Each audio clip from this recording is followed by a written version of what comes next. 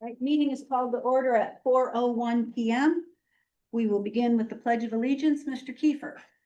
I pledge allegiance to the flag of the United States of America and to the republic for which it stands, one nation, under God, indivisible, with liberty and justice for all.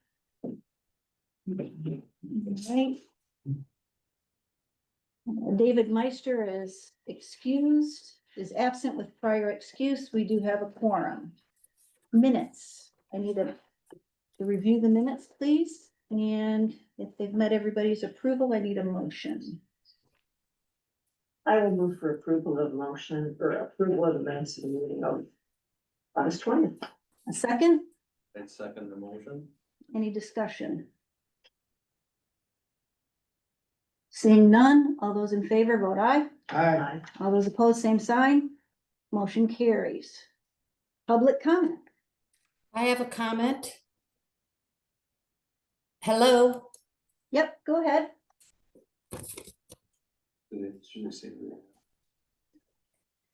please have the approved minutes reflect that I, Libby Schleifarth, am making the following comments regarding the inconsistencies and inaccuracies that exist on the Township website and the continued violations of the Open Meetings Act by the Onekama Township Board and other boards and commissions.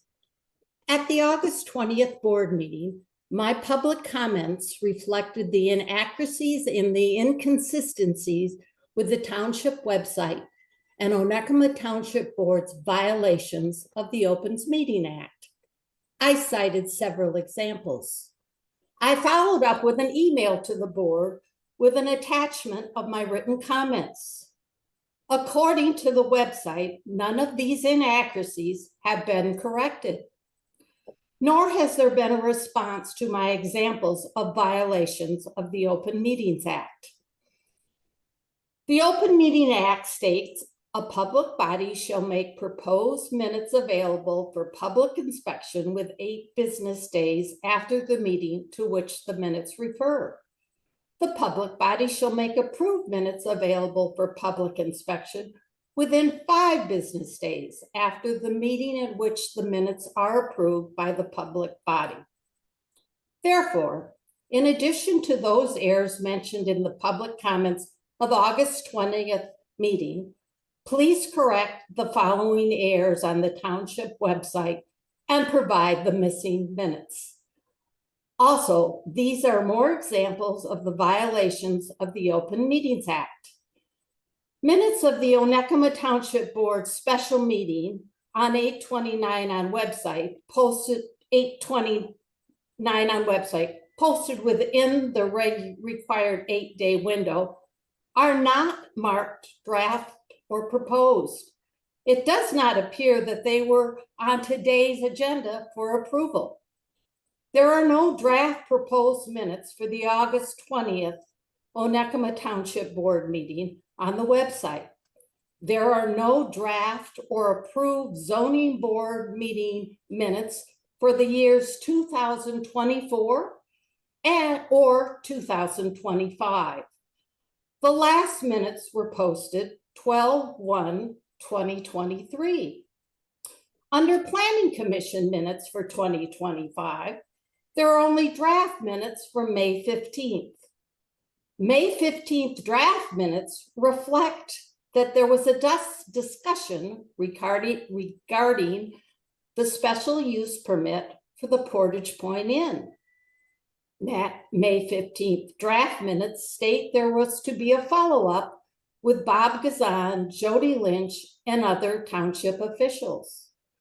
There are no Planning Commission meetings proposed or approved for the June 19th or July 17th meetings.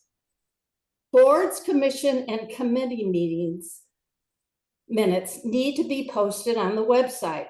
Specifically, taxpayers deserve to know the status of the SUP for the Portage Point Inn. It has been an issue for over 8 years and subject to numerous public hearings and legal action. Further, Recordings of the board's August and July meetings are not available on the Manistee Public Access TV. I remain baffled by the town board's resistance to provide consistent, accurate, and a user-friendly website for Onekama Township taxpayers. I'm disappointed in the board's disregard for the stipulations and regulations of the Open Meetings Act. Most importantly, I am frustrated by the board's disrespect for the purpose of the Open Meetings Act. The act was passed to ensure that the public had transparency and accountability from state, local, and municipal government entities and public officials as they conduct business on behalf of and in the interest of the public. If followed 49 years later, the act continues to empower and encourage the public to be informed and involved in democracy. A copy of my comments is in your township emails. As always, I welcome the opportunity to discuss the purposes, policies, and procedures for a better, more accurate, more consistent, and Open Meeting Act complying taxpayer-funded website. Thank you. Thank you. Are there any additional public comments? Here, I have some. Yes. Dan Norbeck, my concerns, also are along the, Open Meetings Act. I was reviewing the minutes of the last meeting, motion to recess to close session. My understanding is that according to the Open Meetings Act, a reason to go into closed session has to be provided, in the meeting minutes. And going into closed session also requires a roll call vote. To underscore, Libby's point, which, she's making entirely independent of my comments. I mean, there are, transparency is critical for the democratic process. And there are rather stiff penalties that a court can impose on intentional violations of the Open Meetings Act. Another issue that I want to bring up, there's a statute in Michigan 41.772A that I understand that because of the size of our township with respect to tax revenue, the township is required to publish a synopsis within 21 days of the meeting in a local newspaper. I've noticed that Filer Township, which is a charter township, is conducting that practice. If I have a little bit more time, in the minutes from the last meeting, it says right before the closed session, it says public comment, none. I found that a little bit surprising because Dave Meister was kind enough to let me make a public comment before you went into closed session. So I did make a comment. And the concern that I raised was the, purpose and propriety of spending township dollars on surveying a private property. Mr. Bradford explained that the purpose, at least of that survey, was to, if I understood it, was to ensure compliance with the special use permit for that particular planned unit development. I see in the current minutes that it looks like you're gonna await attorney approval for that. It is true that surveyors in general are immune from trespass claims, but because the apparent intent of that is compliance with a zoning ordinance, I think it would be prudent to either have permission from the landowner or an administrative investigative warrant from the court in that matter. One final topic that's on the agenda, the county-wide off-road vehicle ordinance. I was a little surprised to learn as I looked into that the state legislature has actually delegated that particular police power to counties in 2008. Honestly, I thought that was simply the jurisdiction of the township. That said, I think it's highly preferable for each township to maintain control of its own ordinances for the use of off-road vehicles. Thank you. Thank you. Any additional public comment? All right, seeing none, County Commissioner report, Mr. Dance is here. All right, we had our meeting last night. Give you a quick rundown here. David Wild was appointed to the DHHS board, which everybody would know and recognize as the medical care board. I will tell you, there's a little bit of a snafu in regard to that. Larry Bilski was he would have been up for reappointment. And we got a month ahead of ourselves. It was advertised in the paper. And Larry didn't see that and did not apply. Anyway, short story long is Dr. Wild was the only one who applied for that position. He was appointed last night.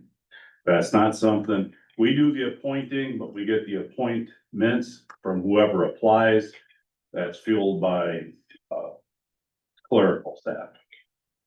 So I'm going with that. We also appointed Joe Hall for the Democrat and Jim Mowry for the Republican for the Board of Canvassers. Jim Johnston, or I should say Chip Johnston, Central Wellness Director. He came before us and was asking us for, we've had a little background work on this.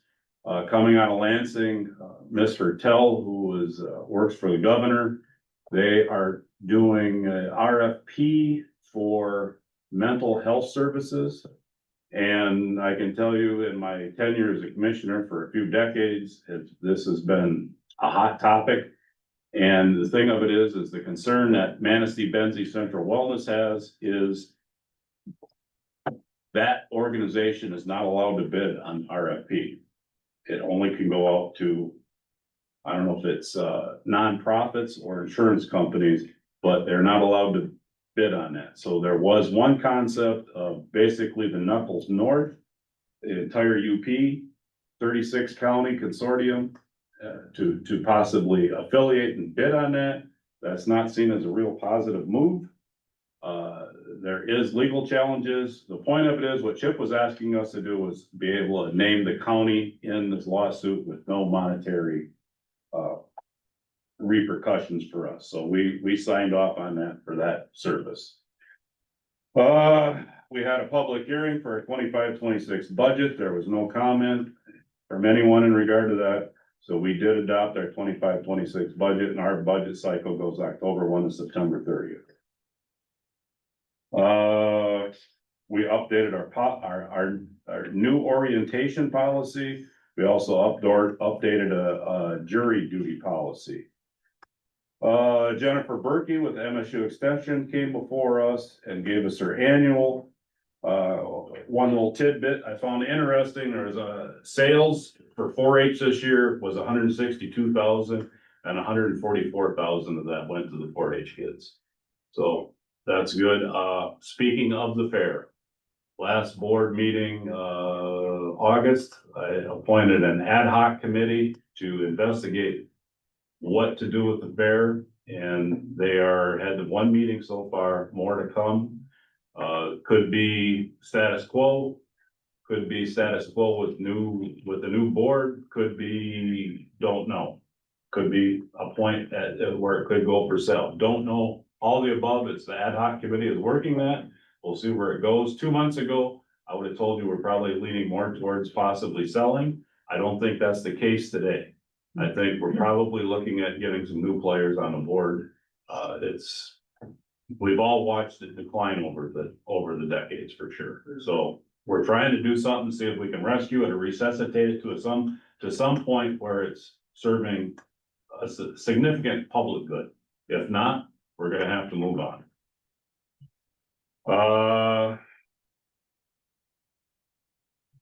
We allocated 14,000 for the 85th District Court for some new audio video equipment.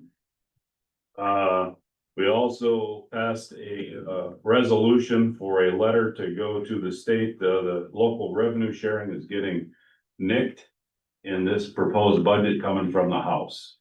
So, some of the other local units, it's statutory, it is not in the county. This is something that's been batted around in Lansing for quite some time. And something the Michigan Association of Counties has been pushing, but they asked for a letter, we're supplying them a letter stating just that. Spent a fair amount of time with, the chamber in regard to the MI site for property, a 40-acre parcel that is city owned for the Renaissance Park. We're trying to get that listed into the MI site program for the state, and basically I'll break it down and oversimplify it. It's basically a real estate portfolio for the state. And, you know, they have to make sure everything qualifies for it to be located and put in that. And they have the people that when if they were to put it in their real estate portfolio, so to speak, you have the salespeople that can actually close the deal and make sure all of those things that are needed to make it happen can happen. Airport, Barry Lind, we've got a new airport manager hired. He'll start October 1. Barry will be retiring. And the name of the new person is Miles Weaver. He is currently the deputy, I will refer to him as, down in Battle Creek. So he'll be starting October 1. Enterprise primarily was leasing cars only to Contour passengers. They finally were able to hire someone, and that is going to hopefully start blossoming and doing a little more service for the community than what it currently has been. And they're supposed to be getting in some more cars as well. So that's all moving forward in a positive note. I will tell you the old MBT building in Manistee Bank and Trust, which was PNC. That building was sold. They're looking at putting a 17-room boutique hotel.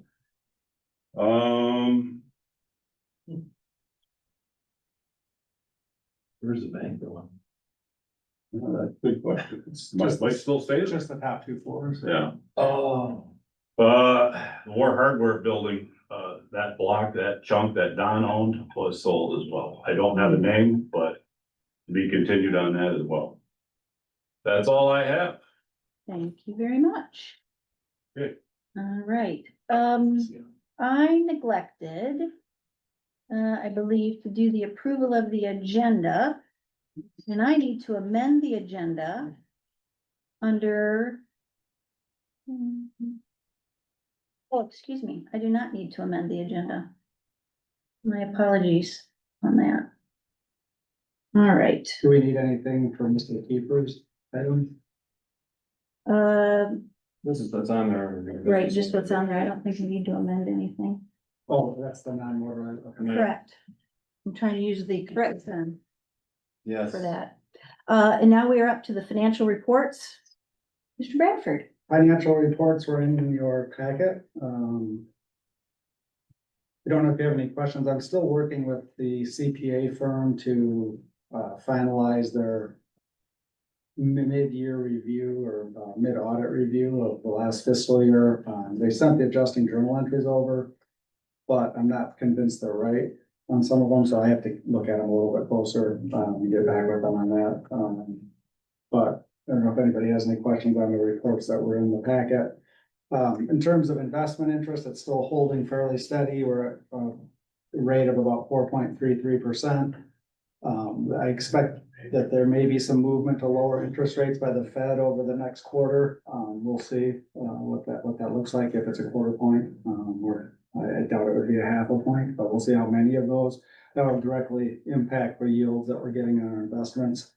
Property taxes were coming in fast and furious. The office was open all day on Monday, which is the last day to pay summer taxes without interest.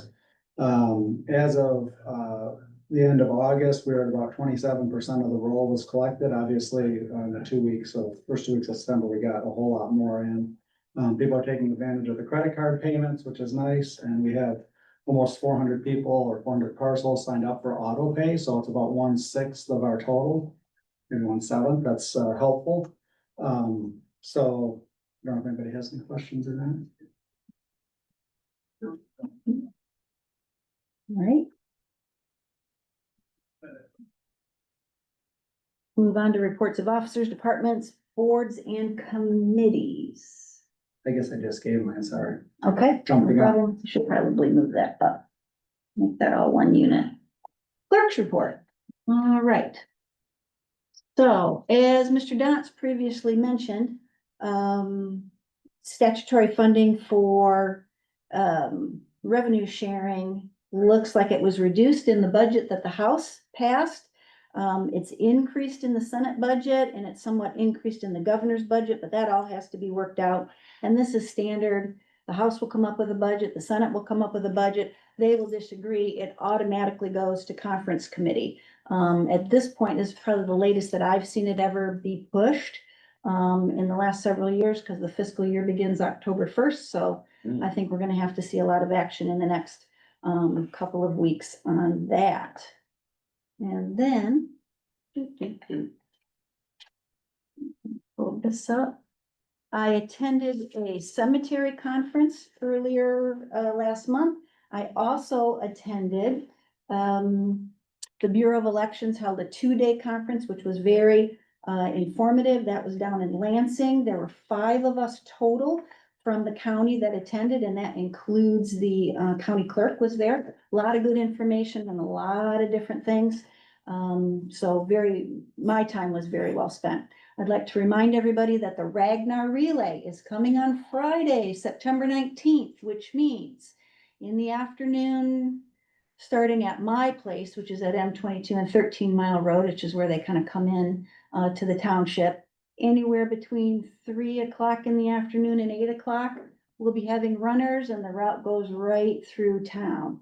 How they're going to negotiate the homecoming parade that day at 4:30, I'm not sure. Move ballots, which those are military and overseas electors. Those ballots are going out. We only have one in our township that goes out. Absentee ballots for the November election will be going out towards the end of the month. There are 2 items on the Tuesday, November 4th election. One of them is a proposal for the medical care facility. This is a millage renewal. And the other one is a millage renewal for West Shore Community College for their capital improvement. So that will be going out. The clerk's office statutorily is required to be open for at least 8 hours the weekend prior to the election. You can split it up, do it all in one day. Our office will be open on the Sunday before the November 4th election from 8 a.m. to 4 p.m. I attended via Zoom the Michigan Pure Byways Committee meeting, which seemed to be more of a like, hey, we're kind of getting the band back together again, and we're gonna start moving forward, and here's what the organizational structure looks like. Essentially, they're a board that will make recommendations. They don't have any authority to tell any unit of government, hey, you gotta do this, hey, you gotta go for this grant, hey, whatever. I'm not really sure how to describe the committee. Sort of a kumbaya, hey, let's all do this great thing together. Also in your correspondence at the end there, and we just got it, there is a letter about the countywide recreation plan update. So that was just a quick update. We got the letter after the deadline to submit comments. But it's there. There's gonna be 4 different input sessions. A couple are in person, and I think that couple are remote for folks who want to attend that. And that is the end of my report. All right, so back to the agenda. We have the Harbor Commission. Well, I'm dredging as, they got the outer harbor dredge after Labor Day, and then they got blown off. And they apparently sent their workers home or to another job site. The day they came back, and they either started dredging today, or if they had got everything set up, but they will be dredging tomorrow. And as far as I know from what they're telling me, they're gonna continue until they're done, so. They haven't really gotten much into the channel yet. They've been at the mouth this whole time, right? Right, they haven't done any of the channel, just the outer harbor, so. What was the cool thing that was just out in the water? Like up south of the pier head, that was this, was that sand buildup or what was it? Yeah, I think so. Oh, was it They were like way done- out in the water, like a little island? They're letting the sand off in 3 to 8 feet of water, yeah, Oh. they're not putting it up on the beach this year. Okay. And I think they're just thinking that the Yeah, cause I saw it Water going by and I'm like. action this is is just new island. gonna disperse it, so. There were some landowners there that weren't happy, they wanted to up on their beach, but, Yeah, I bet. yeah. They'll get there. Oh, yeah. Let's see. And Cindy informed me that we got the $5,000 bond for the design, and that Pat Bentley has been notified, and he's gonna set up a meeting so we can discuss the parameters, so. And So Pat's gonna do the surveying and one of their engineers is gonna do, he doesn't do the, I don't know if he's got a surveyor, cause or doesn't have to survey it. well, he did the ramp or the launch, kayak launch, Oh. whether he did the whole area then or not.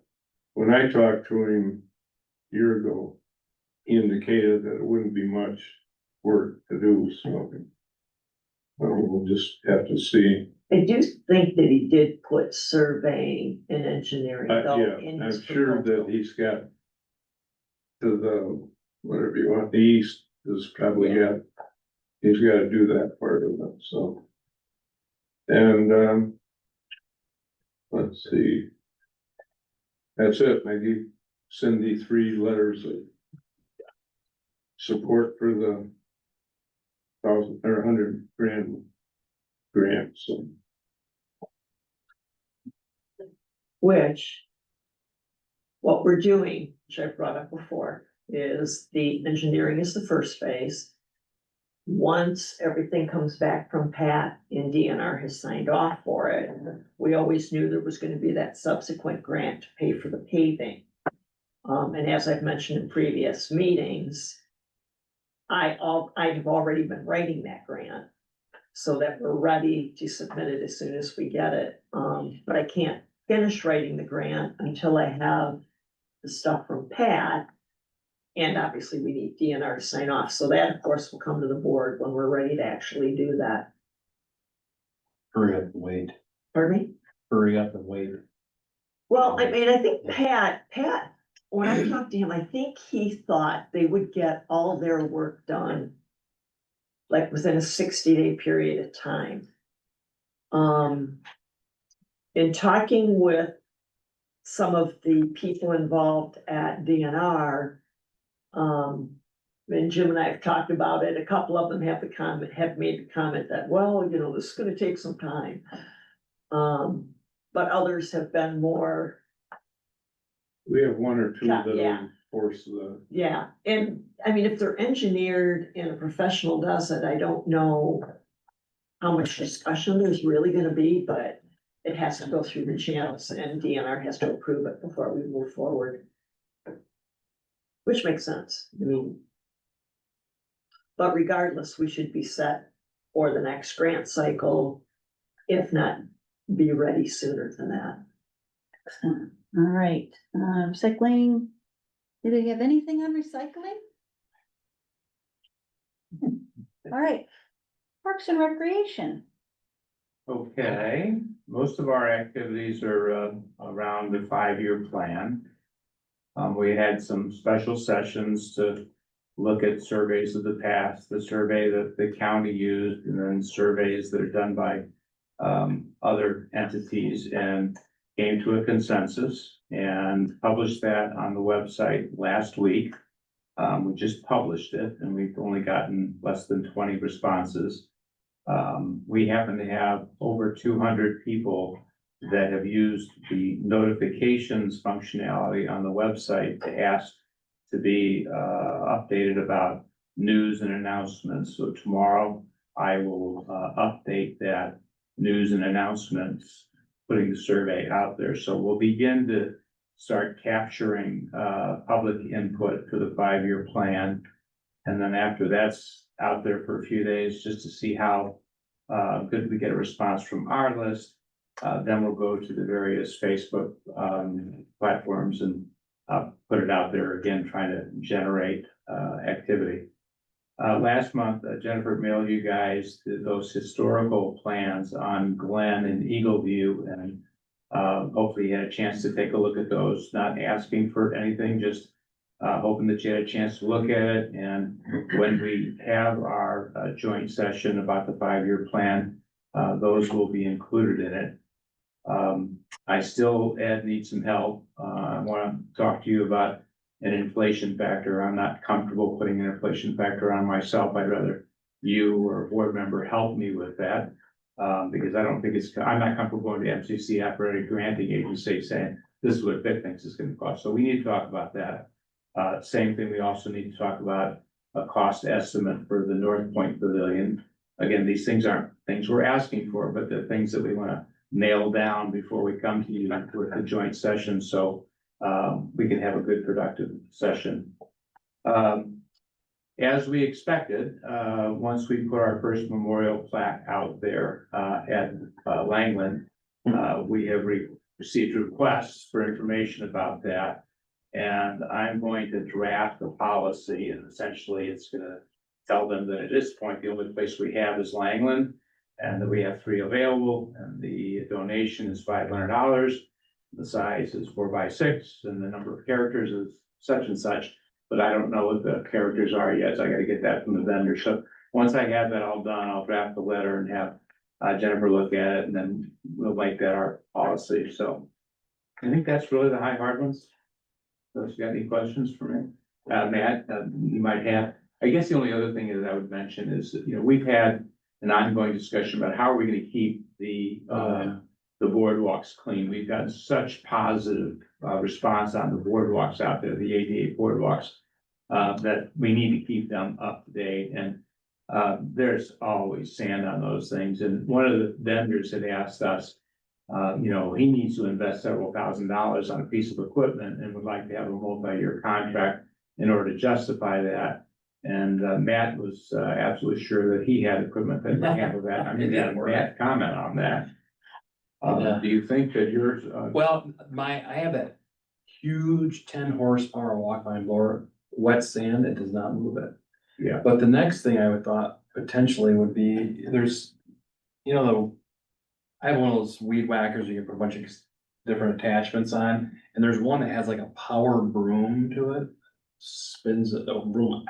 I mean, basically the thing, the guy that he's talking about is a walk behind power broom to sweep those boardwalks. Well, it's a machine that has, a bucket on it. I mean, it's pretty heavy duty. Yeah, a stuff. couple It's something different you ride on, and one of the attachments is a big broom. So I'm afraid that'd break that. I know, it's No. very flimsy. I mean, it's not, I shouldn't say flimsy, but you don't, like, when I went out there to shovel it, because there was complaints, I shoveled the whole thing. Wet sand is really heavy, but, you don't wanna, I mean, it's very nice material, but you don't wanna scuff it up. you don't want a bucket on it. Yeah, right, yeah. You want a no, brush on Yeah, you'd want to burp some kind of whisking broom. And that's what those things are in a weed whacker, they spin.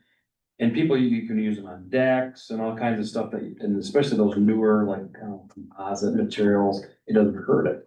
So I don't know if that would work or not. I don't really know anybody that hasn't tested. I think the goal of keeping those free of sand as possible is admirable, but unattainable. People are gonna have to deal with a little bit of sand, and I think we can do it in a way without having to have huge expense. I mean, if somebody's willing to do it and the price is right and we wanna give them a multi-year contract, I wouldn't necessarily be opposed to that, but it feels like, I mean, I've been down there and yeah, there's a little sand on them, but it's workable. So Not for a wheelchair, it's not even just right down the middle not of right it. now. Okay, so when was the last time somebody out there to clear them though? When I shoveled it. Okay. I shoveled it with my plastic. It needs to be done on a Weekly wind basis. event occasion or on a weekly basis, if you really wanna It do it. was We just in- need to decide whether we wanna do that or not. It was in July. Does the village have a street sweeper? Not that you can run on that, Yeah. Oh, okay. yeah. I mean, it's basically, it's kind of like a composite dock section. And you wouldn't want, and wouldn't think you'd want to scrape anything metal. No, it'd have to be a brush. It would wreck it. I'll get with Greg, to get the manufacturer, and I'm gonna ask him. Is it like a DR mower with a brush in front of it? Yes. If that's I'm sorry? like a DR mower. Yeah, right, It's like a 15 horsepower mower. Right. That's probably not too much weight for that. Then, yeah, I mean. No, I don't think so. I mean, does the city have anything? What does the city do? They've got like a front mounted brush on one of their little, articulated loaders and stuff. Oh, Yeah, that's what. I don't I think, couldn't remember. I'll find out because they have the same decking, what they use to clean that off and see, I can find that out. Okay, so then I'll wait to hear from you on that.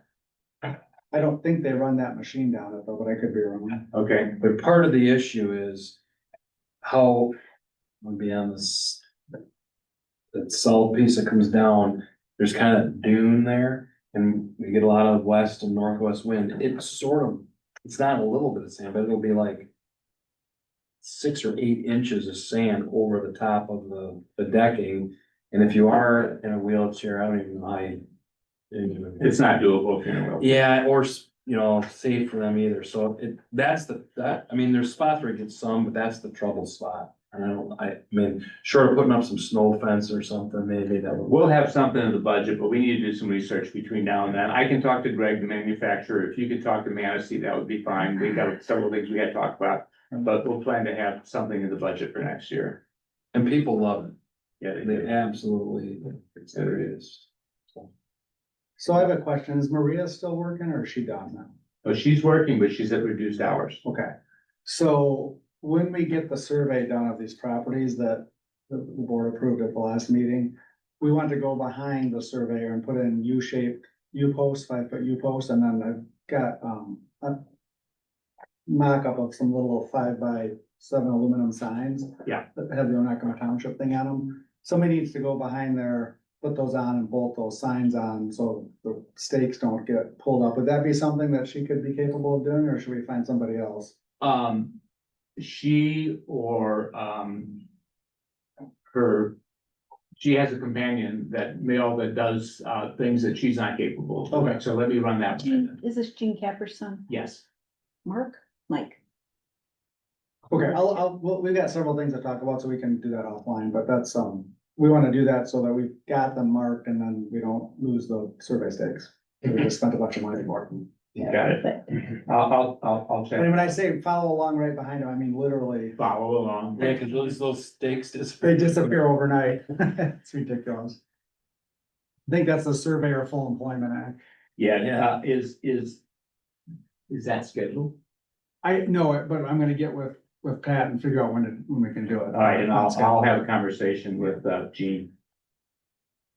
There may be, you know, a gap, so she may not, you know, like stop and then restart back up or something to do that, but we definitely need to. She's gonna be active until we close the bathroom on November 15th. Oh, that'll be before then. Yeah, but at reduced hours. Okay. Alright. Anything else? No, ma'am. All right, fire department was in your packet. Zoning administrator was in your packet. Planning commission and ZBA. The planning commission is not gonna meet tomorrow. Half of our membership won't be there. And we don't really have anything pressing before us. And I'd like to have the full planning commission there in order to discuss some text amendments we kind of touched on, but never had a chance to really discuss in depth. ZBA met last month. We had one case. It was the foundation on Lake Isle. And it was a difficult hearing for the ZBA. And difficult for the audience to understand that we're bound to follow the oath that we swore to uphold in our duty, and a variance cannot be granted for a situation that's created by the applicant. And that's what we had here. And so Brett Matthew was disappointed, but he's gone ahead and torn out the foundation and, got his site plan, resubmitted to zoning administrator and, he's meeting the ordinance. So, New foundation's already back in. yeah. Alright. And we have, two more applications coming up in October and another one that's already submitted, but that won't take place until December. So was there already a meeting? Or was there that ad hoc committee meeting after the planning commission meeting where they were gonna meet with Mr. Gazan and figure things out? Did that ever happen? We had a meeting with Mr. Gazan at planning commission. And, I believe we're just, and he's made some progress on the ball field. And he was going to be speaking with, the village about the possibility of getting some, ability to tie into their sewer system. And I have not spoken with him since then. Well, I thought that one of the action items from that meeting was there was gonna be a informal group. You know, with not enough commission members necessarily, or with a quorum and posted as a public meeting, whatever, to kind of talk through about, okay, what's realistically gonna happen in your PUD, what's not, what needs to be changed. And I understand he has to get the question answered about the sewer, but there's other things. Did that meeting not happen, or is that going to happen, or? It hasn't been scheduled. Let's be clear, he doesn't have a PUD. I'm just, Okay, special use permit, what is he he? has a special use permit, but he is not a PUD. He looks like a PUD. And, Mr. DeVoe had a PUD. But it was never part of his special use Okay, permit. so, correct, SUP, same principle. Is there gonna be that meeting, or is that not scheduled, or is it waiting on Mr. Gazan, or? We will circle back with Mr. Gazan. And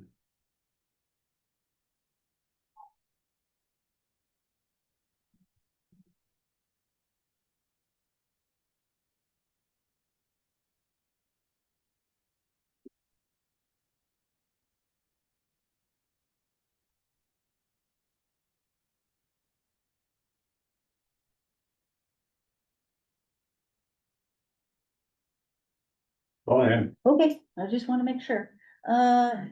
Anybody here is for roads? I don't think they've done the chip seal yet, Correct. and I think they must have missed their window to get it done, even though the weather's beautiful right now, it's all perfect for it, so I don't know what's going on there, but I'd be curious to And know. I have not had an Would update. they wait till like next year? At this point, I think they're gonna have to. So they're not gonna get like. Well, I mean, they said they didn't do it because it was too hot, you can't have it when it's like 85 degrees, and then we got that really cold stretch of weather, which is probably too cold. And I don't know that they were expecting this, and I suspect the vendor pulled off, and so if I had to guess, it probably won't happen until spring, but maybe, you know, if there's still another window, they can get that done. Cause everything's prepped and ready now. Invasive species. Invasive species, we had a short meeting, well, short agenda. So we will be working with Kaiser and Associates to develop an RFP for, a lake treatment company for next year, or possibly, probably 2 years to run concurrent with the remainder of K&E's contract. And that hopefully will be done to present to the board by the end of the year. The K&A came, sometime after Labor Day, and I think it was around the 10th, to do the, late season survey, which does a couple things. It lets them take an inventory of the plants, but also lets them check the efficacy of all the treatments that they previously had done. They were extremely pleased with the treatments. There were some Phragmites that were found that will be treated, but they actually are recommending that we not treat till next year. Just because there's nothing that's really troublesome. We did have some community members come in that are experiencing issues around their docks with different growth, but it was explained to them that they're not invasive species. I mean, it's kind of like natural positive plants that are there, and that, you know, we would look at them and evaluate it, but that we may not be able to help them. So we'll see how that evolves. That would be it. Okay. Terrific. New business. Mr. Kiefer, would you like to discuss the non-motorized recreational trail? Yes. So. I'm kind of looking to the board members for. Some advice and maybe some resolution. To a couple issues that we're faced with right now, one of which is we're at a point where we need to. Similar to we had a special meeting for about approval, or we made a motion for a grant, and we're applying for a grant through the Manson Community Foundation, and we'd like to make an official application for that. And to do that, do I need to get a motion from the board that states that that's something that we can do officially? Another part of what the grants are asking for is a match from the local unit of government, which is the township. And currently what that match would be would not exceed $200,000 for the entire project. If the entire project, on my cheat sheet here, the total project estimation is about $5.5 million, so it would be a 200,000 maximum match from the township. Granting agencies want to know, yes, you have ability to match funds. So how about how that language looks, or how that resolution is gotten from the board? I'm not totally sure. And then the last thing is, so we sent out requests for proposals for engineering. We have a grant for about $100,000, and we've been kicking this can down the road. And I get it, we're kind of small potatoes for some of these firms. We had 3 different engineering people respond. One decided to pull out, another came back a lot, I mean, almost 100,000 higher. Then one was about 30,000 higher. The 2 that responded, we said, hey man, we need to talk to, so we talked, Rick, Odine and I, and asked them, hey, you know, our funds are available, you can see what our grant is through the trust fund site. And we, you know, the townships, I mean, I flat out told them, I said, the township's not gonna kick in $100,000 for engineering. We need to stay within the parameters of this grant. Okay, well, more time goes by, and as this time is going by, the engineering needs to be completed by February, which we have to have our engineering in a form that's acceptable to the TAP grant people. So with that being said, we need to get going pretty quick. So the one, after the other things came back, we had a quote from Spice that was still about 30,000 above what we even have allowable or allotted to spend. And then F&V came back about 2,000 under what we had. So in my mind, it's pretty simple. And so I sent out an email a few days ago about it to the people on the trails team, and asked that, like, you know, here's kind of what happened, just a similar scenario. Let me know if you have any questions, comments, concerns. Well, I've heard back from basically everyone on the Trails Committee now. There are currently 7 people out of the 8 that said, yeah, go ahead and do it, myself included. And there's 1 person that says, no, don't, you know, whatever. That's not something they feel it should happen. So I would like some advice or discussion of how to move forward on those 3 topics.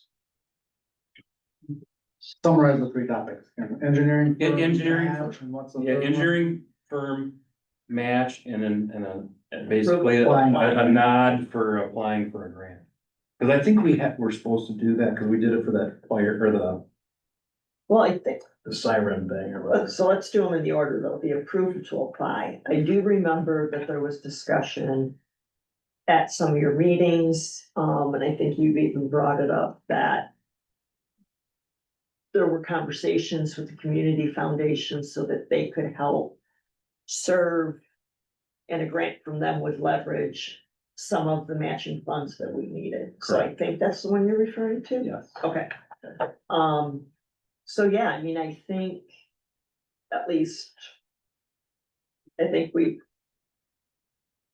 when I wrote the last grant, I mean, we had approval to apply for the grant. Yeah, And I just wanna make sure we're doing it in the right order, or I however would it's think that supposed to the be board done. needs to approve anybody applying for a grant on behalf of the township. Okay, Absolutely. okay.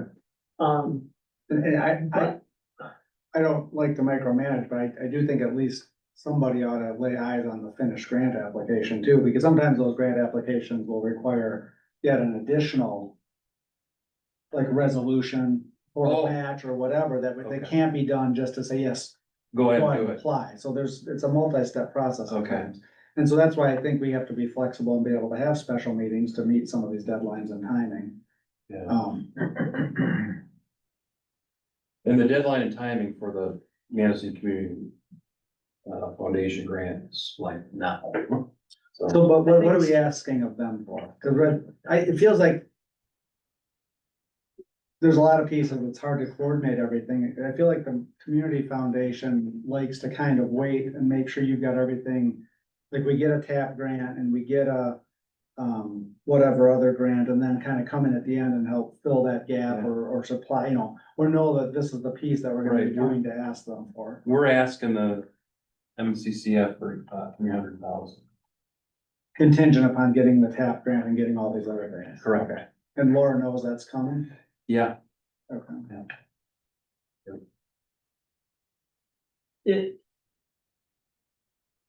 Is it part of the regular grant cycle? Because I thought the grant cycle. it is not. That she told us that we're outside the running. Outside the cycle. So I think there's gotta be some strategic and tactical discussion with her about what's the best chance. Where would you like to see this grant come in at, to have a good chance? So I think if you say we want to apply for these grants, we need to approve that at some level, right? In terms of the match, I don't think, and I'm not comfortable without Dave here committing a dollar value. You said that could be $200,000. I think we need to do that as part of these grant applications and see which ones require what, knowing that could be the amount. And maybe at a special meeting, there'll be a consensus of the board that says, yeah, it might be 5 grants to get this done, and we're willing to do up to $200,000 or something, but I'm not comfortable having that conversation. I don't think we need to decide that right now. I think there needs to be, for each grant that requires a match, there needs to be an affirmative action by the board to kind of approve that, which again can be done as a special meeting. What's the third one? In terms of the engineering, I think you're gonna be pushing it to get that all done and wrapped up and be ready to submit for a TAP grant. If Fleece and Vanderbrink says they can do that, I think that's great, but I am absolutely not willing to select them without reviewing the contract with them, because we need to have our attorney do up the contract that gives the township every scrap of information in its native format Okay. that they produce, but even more importantly, we need to know exactly what the scope of work is in that contract and what they're gonna deliver and what the timelines are for that. And I know that sounds like a pain in the butt, but if you don't get that in the engineering contract, it comes to bite you in the end. Okay. particularly because once we get this, and assuming it's all wrapped up, we get the product, we apply for the TAP grant, let's say they award the TAP grant, and this thing moves ahead. We have to have final engineering, because getting it up to TAP grant application status isn't enough to take this project out to bids. So there's gotta be additional engineering for that, and then there's gonna have to be inspection and, closeout engineering as well. And it may not be Fleece and Vanderbrink, because I feel like that probably needs to be a competitive process for that second phase of engineering and the inspection and stuff. Now, maybe they have a leg up. But Okay. if we get all that information from them, the CAD files, the surveys, everything, another engineering firm can take that and build off of that. And I've asked that question explicitly of Spicer, but I also know that when Marsh was doing it, they can do that. I know Wave Trim can do that. I know firms can do that, but you have to have the information to hand it off to them.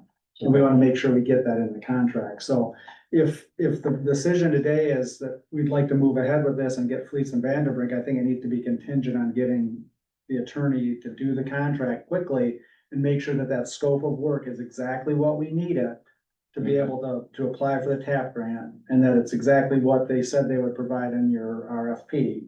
And then also that we get all of those materials, plus all the other legalese that needs to be handled in that. But that's critical, I think, if we're gonna select them. It So can't is- just, you know, Would you like to have like the township attorney review? there's gotta be a contract that the township board has to approve for this engineering, so we know what we're approving. Review contract, okay. And we've had the attorney, I mean, even with invasive species, we had him review every contract before Okay. it was executed. And I don't The know township if attorney, F and B Mhm. has a Yes. boilerplate contract that they do, that they drop in the scope of work and the deliverables and all that stuff, but often those boilerplate engineering contracts are very one-sided, which then means there's gonna be a whole bunch of back and forth. I would almost rather have our attorney draft it, or maybe get a sample contract from them, and then, we could even take a stab at it and then send it to the attorney and say, look, this is what we need. So there's a million different ways to skin the cat. I wanna do it quickly, and I wanna save money on it, but I also wanna make sure that we're protected, because the last thing we need is an incomplete product, or they don't meet the deadlines, we missed the TAP grant, all that stuff that's gotta Okay. be addressed in there. yeah, I will comment that with invasive species, when I had K&A give me a draft, that seemed to work well with Tom. Good. Because one, it saved us money because he wasn't drafting it from scratch. And so it went together relatively quickly, so maybe that would be the best approach. You can do it either way, as long as Fleece knows that there's gonna be revisions to that, it's not gonna accept what they give us necessarily. May I ask The a only other, question? and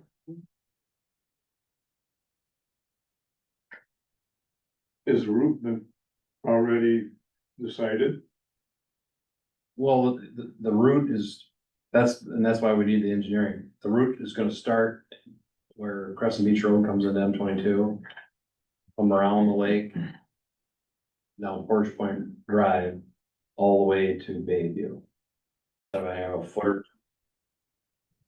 Instead of having a foot or two wide, it might be up to, let's say, 4 feet wide.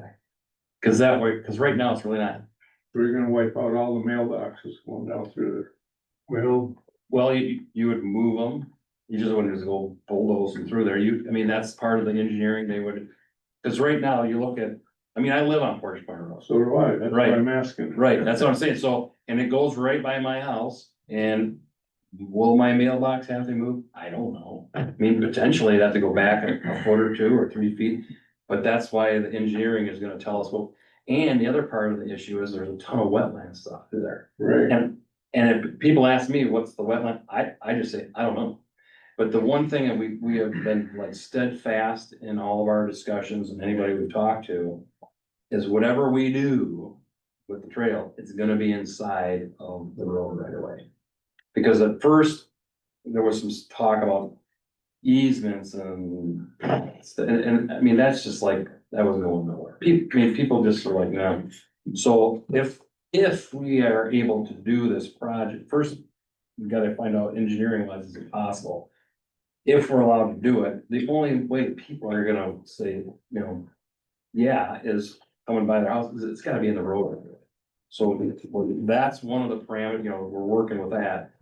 And finding out where all these wetlands, I mean, I couldn't tell you. I mean, what I think it looks like a wetland may or may not be, so I don't wanna make that judgment call. The other thing I know people are doing, they're like going out into the road and with a measuring tape and measuring what they think is 33 feet or whatever. Well, apparently some of these roads aren't necessarily in the exact middle of the road right away. And that's the other thing to find out. Is the road where it's supposed to be? Is it sort of in the middle of the 33 feet on each side, or is it way over on one side? And I don't wanna be the guy with the measuring stick saying, we're not gonna wreck your mailbox because I took my measuring tape out there. That's something that engineers are gonna have. Thank you for your patience. Question? Yeah, I just wanna make a real quick comment. Legally, the bike trail can go in the road right of way. Politically, I said legally, no question, the bike path can go in the road right of ways. Right. Politically, most people view that right of way as their property. So Yeah. I think getting community buy-in, Yeah. that people really think this trail is what the community wants, Right. is important. So Dan, at the risk of being repetitive, but Go ahead. part of the reason we have this joint committee is so that these members of the village and the township can go out and get input from the people, but this whole grant process has public components, so there's gonna be more public input into the thing. And you can have public input to death, at some point, you've gotta make a decision on how to move forward, and I think the committee has come up with, you know, there's been a lot of different iterations, a lot of brainstorming, a lot of complaints, they've tried to address all of that, they have a conceptual plan that the engineers have to now vet and say, yeah, this is doable or not doable, or you might need to tweak it here or there. And at some point, they'll come back to the public with the public input. That's what the health endowment fund requires, right? Correct. So there'll be There's like a- there'll be more bites at that And apple. there's a lot of, like, what do you do first, and how do you even tell the public what it is before the engineering's done? And that's part of the issue. But I guess the question would be like, well, when is that input from the public actually going to happen? I mean, I realize we can't set a date for it. Well, it's gotta but, happen like, sometime when in between the now and process? February, because that's when the TAP grant application has to get done. So there's gonna be public component somewhere in the next, what is it, October, November, December, January, next 4 months. Yeah. If we go ahead on that timeline. And if we miss the February cutoff, I don't know if it's a whole nother year that you gotta wait.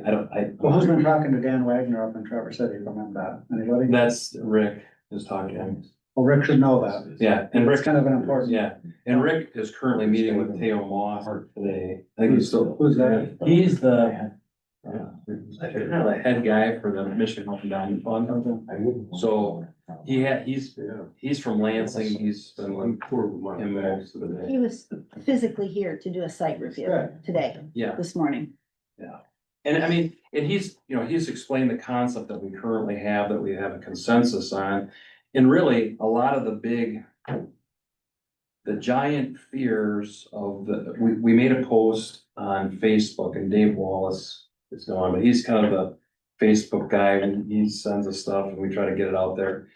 A lot of the big issues were, one was parking, and we completely eliminated that. Another issue was, the thing about putting on. You're completely keeping parking. Correct. Completely. Completely, parking is, we've taken parking off the table as far as taking anyone's parking spot. And the next thing was, people were worried about, is it gonna be in my yard or whatever, and again, now we're saying, and like you said, they may consider some of the road right away their yard, but it's only in the road right away. Parking is not gonna be affected. The other thing was traffic calming measures, and that's that Laura from, MDOT. She's like, here are the traffic calming measures that, and once the engineering's done, can they do some different things, changing things to no passing zones? There's a multitude of things they can do, making a lane a foot skinnier, slows traffic down by like 4.5 miles an hour. So there's a lot of things, and that was a concern of people about how fast the cars are moving through town, and on Forest Point Road, everyone's annoyed that people are running 100 miles an hour up and down that stretch, and that there shouldn't be a passing lane. So there's a lot of input. And we've tried, as far as I know, all those major concerns have been addressed with the concept that we have currently. So that's good. I mean, this has been going on for, I've only been part of it since December, and this has been over a year, this whole thing's been going on. So we're kind of at a fork in the road where we have the concept, we have agreement, we've met a bunch of these things that people were really concerned about, if not all of them.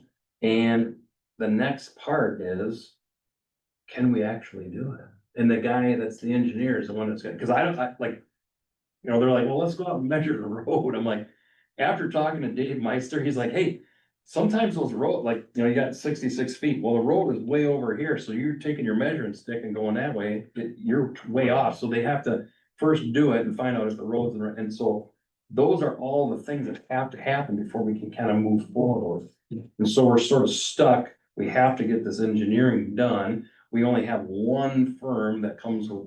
Guys, just like one quick question, Yeah. kind of to Ed's point. So F and V originally, if I understood you correctly, came in at about $200,000. No, they were about 130 something.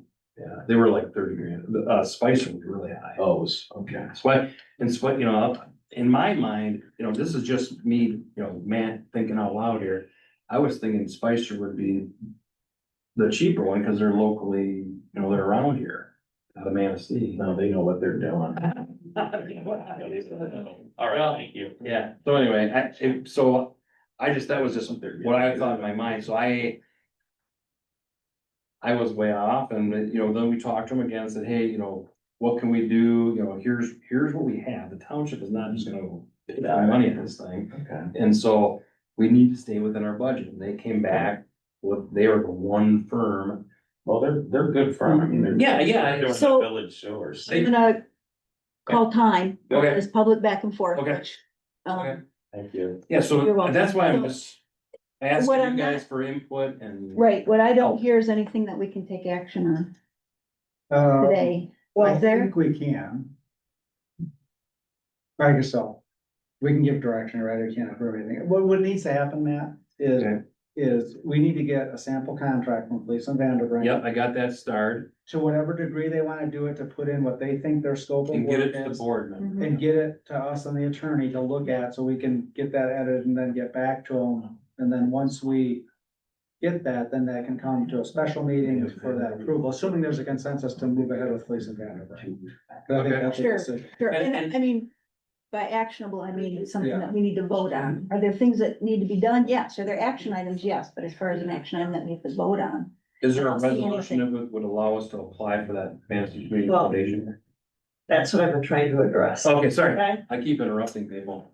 so I have like about 3 questions. Okay. Need a real direct answer. So F and B, do you have any idea how long they feel doing their work is gonna take? Have they given you an estimate? Yeah, they're saying we need to get rolling on this if we're gonna make. That doesn't tell me how long that, For, let's say, October, November, December, January.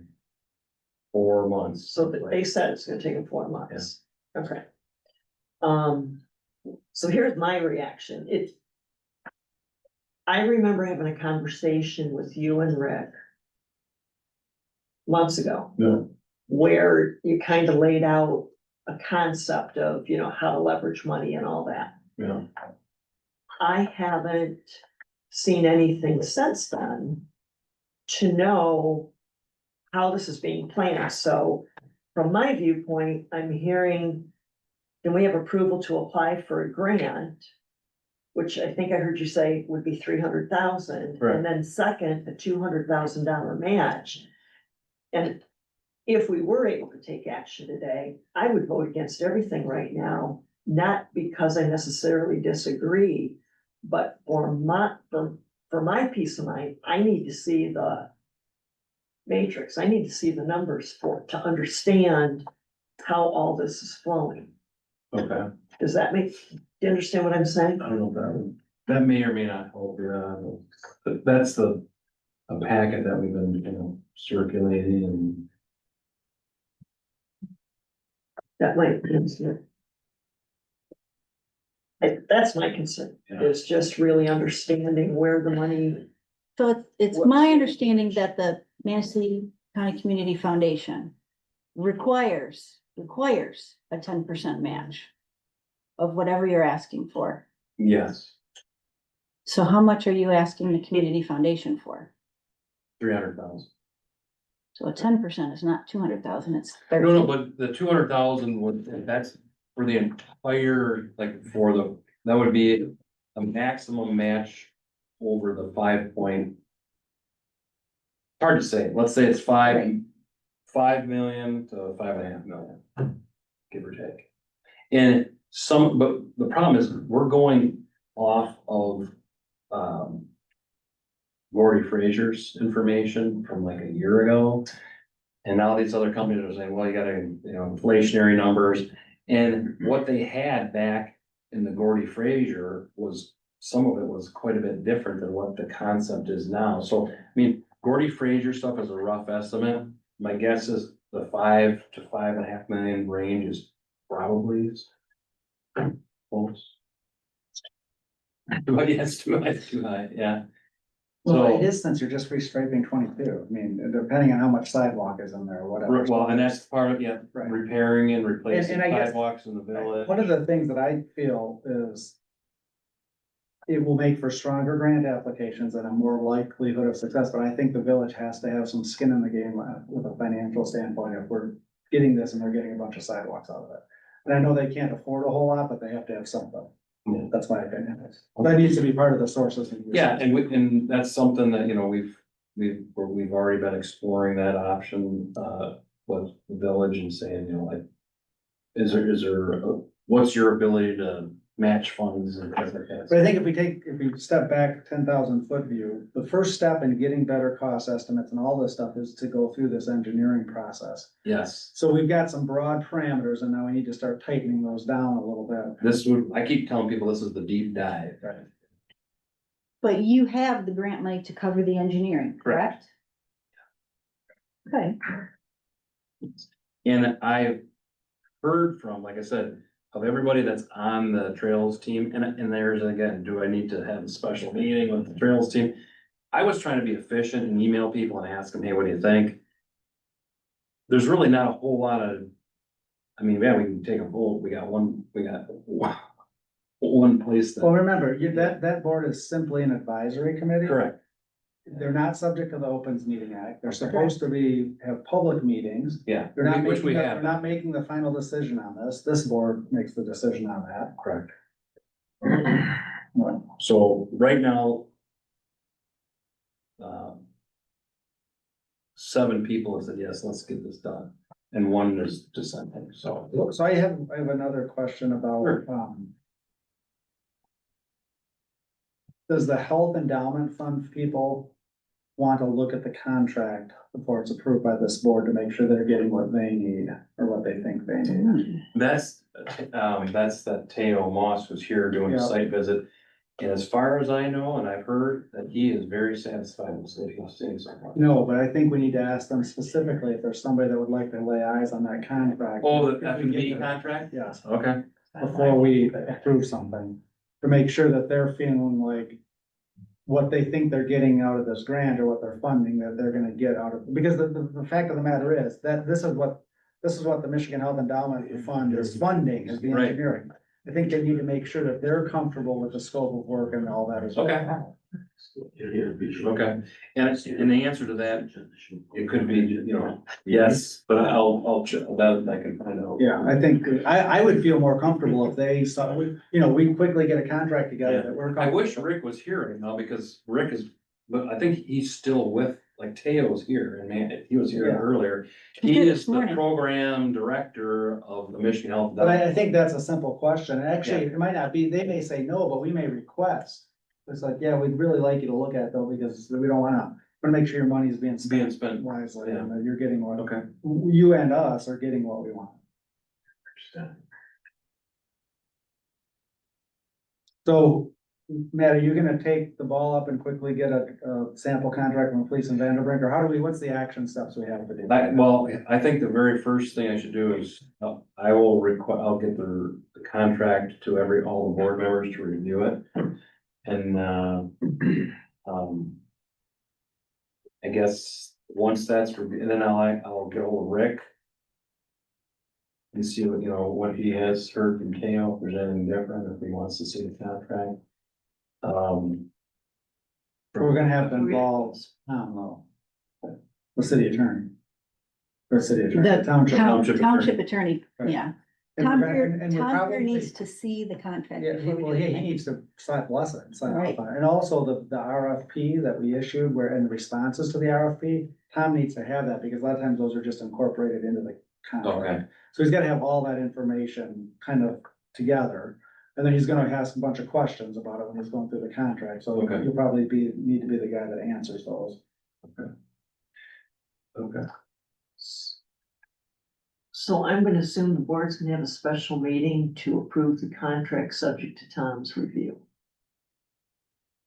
Or to have Tom review it and then have a special meeting. Right. I'd like to see the final contract. Okay. You know, I With don't- Tom, so Right. having him. Because we might, I mean, in Fleece and Vanderbilt, there's gonna be back and forth until both sides say, I think we can accept this, and then we'll say, okay, now it can come to our board. This is this are not gonna be additional changes on. Okay. So just that back and forth needs stuff. Okay. But that needs, everybody needs something that needs to happen quickly. Right. So, Yeah. Yeah. Okay. cause that could easily drag out a month if you don't, if Mm-hmm. it doesn't, and now you're down to 3 months to engineer. And I would really like to know, I mean, if we missed the TAP grant window, the thing that's pushing all this is this February TAP grant deadline, right? Mhm. If we have to wait another year to get the TAP grant and there's no reason that that's a hindrance, now maybe there's federal dollars that they're trying to shovel out now, which is a good reason to get that application in. But if there's not, and there's another window 6 months from now or a year from now, we can always hit that too. Okay. This isn't, Rome wasn't built in. Yeah, again, this is a fun recreational, Right. non-motorized trail. We're not, So we have to make, we just have to be prepared that if there's a snafu in the contract or a snafu in getting the engineering done. and you we have, wanna so be you have a ton realistic. of experience with this, and I've never dealt with this kind of thing. Well, this is very aggressive, I can tell you that, in terms of trying to get this all done before, for a February grant application, unless they're working on that concurrently with their engineering, so they can just drop stuff in as the engineering gets done. But it's very aggressive. Speaking with FFV, they have done numerous non-motorized trails, they've worked with communities, and they were fairly confident Okay. they could get it And done. But that's like now. Right, so that's what I'm saying, this contract can't, it has to be done, boom, boom. Yeah, okay. Okay, so that, to me, this is number one thing I gotta get done. And then two would be, once that's done, getting approval to apply for the Manistee Community Foundation grant. Yeah, I think it would be good to get that draft thing that you've been circling that's got the kind of. Yeah. It's what I call, you and I talked about it, the sources and uses document, Yeah, that all the board members can see, saying this is how we anticipate funding and costs. And I think the costs right now are a big issue, so there's gonna have to be a little bit of a range in there, but okay. Yeah. Okay. All right. Anything else, Mr. Kiefer? I think that'll do what I need to get done. Okay. Now I know where to go. Next item of business, is the request for signage on Burnham Road. You should have printed, because it just came, a letter from Tim O'Hara, who met with Supervisor Meister on Monday, the 15th. Mr. O'Hara is requesting that the township pay for signage. We've explained to Mr. O'Hara that we don't own the 13-mile quote unquote Pierpont Beach road end that belongs to the county. We've pointed out to Mr. Meister pointed out to Mr. O'Hara that while one of his family members owns the parcel of property to the north of that road end, The owner on the south would have to be approached as to whether or not they wanted that on private property. He was given the option of potentially going to the road commission, to see if the road commission would like to purchase their signage. In lieu of that, Mr. O'Hara has said, well, since the township owns the road end on Burnham, he would like the township to purchase signage, at the end of Burnham, and he's, given us a sample from Leland Township that he would like us to purchase for him. I will point out that this sign is somewhat incorrect, because it's my understanding that the 2005 Michigan Supreme Court ruling allows individuals to traverse the shoreline below the ordinary high water mark, not at the shoreline. It's even more than that, it's to where the water leaves a distinct and. Right, well, that's the basically, ordinary high interpret- water mark is where the vegetation. Well, the ordinary high typically water starts. mark is a legal term, it's an actual elevation that can be surveyed. This could be higher than that depending on where the wave action has been. And that's not been tested in the courts, but I'm aware since then. So I don't want any part of that. There's signs almost identical to that were placed at the end of 13 Mile. I don't know if they were placed by the road commission or the township or private property owners. They've all been spray painted. Correct. I'm just, People. oh yeah. Oh, yeah. But the language that was on those signs is almost exactly like. Yeah, what that's the sign over. said. Yeah. So I don't want any part of it. Additionally, I will tell you that the property owner to the south of Burnham and a majority of the parcels that family owns, they already have signs that says private property, private beach, up where the vegetation begins at their home. They almost all do. The individual to the north of Burnham understands that people enjoy using the beach, and as long as you're not crashing one of their parties, they don't care. They don't care if you're a little fat on the one side there and bleed over onto their technical property line. So I have spent an awful lot of time going to the beach at various days, various times. When I go Good job. to the beach, I go down to Pierport, I get out of my vehicle, walk the beach, I walk the beach all the way past Mr. O'Hara's property. I walk the beach all the way past Burnham Road. I visit with our neighbors who are pleased that the township is being diligent in this individual's concerns. Reconnected with a lot of neighbors, met some new people, met some lovely people. I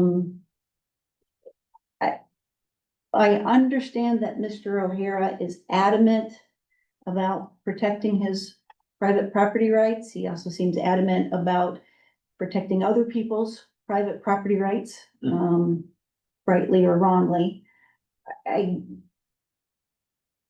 Mr. O'Hara is either taking literary license in his emails about Pierport being the Wild West 24/7,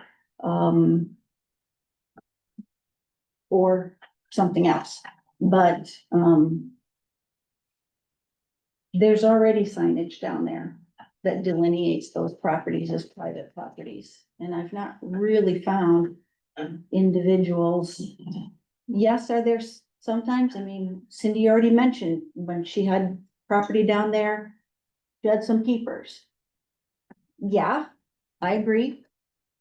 I don't think that's the majority of people down there are being rude and availing themselves of private property. Well, Which we do at other road ends. Do we have any signage?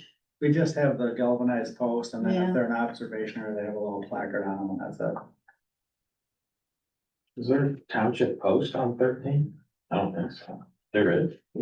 Or county, I mean, they're said they're the same. Yeah. Yeah.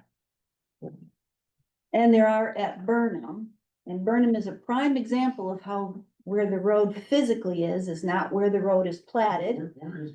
Where's Burnham? If you go down to Pierport and you turn north onto Sure. Lakeview, Yep. it is the next road end. Okay.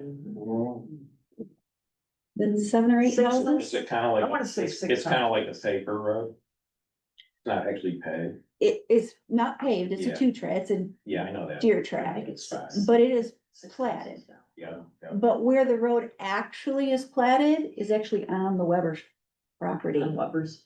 Yeah, where the access is, There's a lot of that room. Mhm. That's Is what I actually mean. That's this not side of there, it. right? correct, is actually to the south of it. All right, so I'm. But where the galvanized posts are is where the real road is. Correct, that's, yes, because I questioned that, I'm like, where are these posts in the So Weber? I can understand if people are going on private property to the north or south of what the platted area is, because that's where people have already gone. I get that, that's different.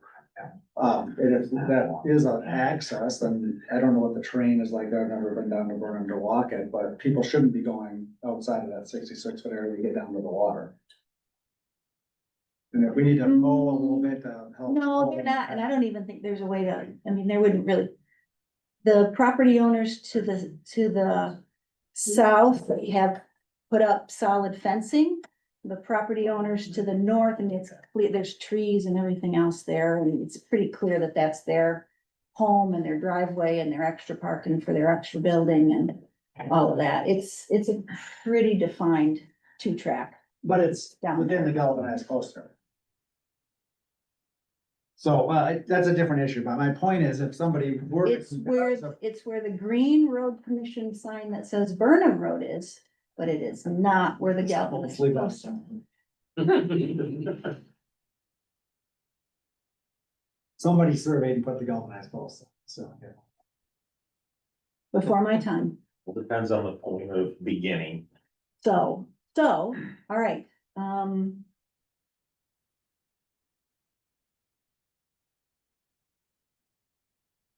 Right. I'm not hearing any motion, so we press guys for lack of a motion. All right, signage. Amers are working on it. I don't have, Somebody, when I was down here over the weekend working, had taken orange cones and roped off like the first 6 or 7 spots there. Was that the fire Correct. department? fire department did that, Okay. because, as we've discussed multiple times before, restaurant patrons and employees are using the parking lot, so. But signage is being worked on. I don't have yet a little draft of seeing the pretty no parking with our logo, et cetera, on it yet. Okay, bills to be paid. I need a motion, please. I would entertain a motion. I'll make the motion to pay the bills. Okay, need a second. I would second that motion. All right, any discussion? Hearing none. All those in favor? Aye. Aye. All opposed? Motion carries.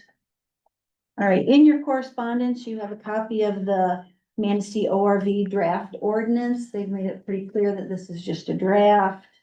It arrived after the public comment period of September 5th, as mentioned in that letter. They want to point out it doesn't supersede any ordinance that we might have, which we do have an ordinance. So it won't supersede that. The goal of all of this is to give law enforcement some less of a patchwork and more of an ability to go ahead and do enforcement on ORVs. And then, any discussion on that? It's correspondence. I mean, it's just FYI, right? Correct. In correspondence, though, we do have an offer to purchase property from the Nails. Deb and John Nail. So there is an offer to purchase property there. That top letter that was included, we can kind of disregard. That's really a letter to Mr. Meister asking if they filled out their form correctly. It's really what that is. So that parcel, I don't see an offer to buy a parcel in the packet, was it? that was verbal. Oh, what parcel are they wanting to buy? So it's this one here. Like 10 acres? Yep, it's the 10 acres. It should be In the almost to the village. bottom of your packet. It is in the village, but they're offering it to us, and we do own property in the village. We own Glen Park, which is in the village. They're offering to sell us 10 acres? Correct. They're offering to sell us 10 acres. Make a really nice park again.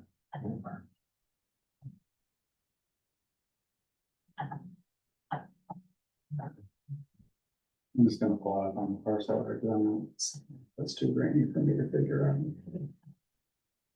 No, in the picture. It'd be a recycling site. Yeah. That'd be popular. Let's see where it is. Hang Make on. sure it's not near me. It's a little bit, It says I don't It's know, up I'm for- just looking at that little like aerial map and it says. It looks like it's behind St. Joe's Church or something. Existing. well, it's past it. Yeah, kind of like the Mills house down in the stream and to the south behind the church. yeah. Okay, what I'm confused with is why didn't I understand that they were asking us to purchase this? Because that was a verbal conversation with Mr. Meister. Yeah, But I 'cause this needed was all to- about split, but they split. Right, which is That's why why I I'm was saying sort of confused. disregard this, which I'd already sent it out, and Dave's like, oh yeah, you don't have to, don't put that in, that's about whether or not they did the split right. You told me to send it to the board members, so I did.